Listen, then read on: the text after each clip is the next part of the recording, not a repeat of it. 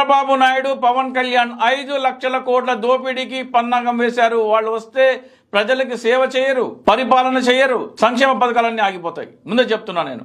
జగన్మోహన్ రెడ్డి గారు ఇన్ని సంక్షేమ పథకాలు ఇచ్చారు కదా, అయినా కానీ అతను ప్రజలు ఓడించారంటే ప్రజలు సంక్షేమ పథకాలను తిరస్కరించారు అని ప్రచారం చేస్తాడు.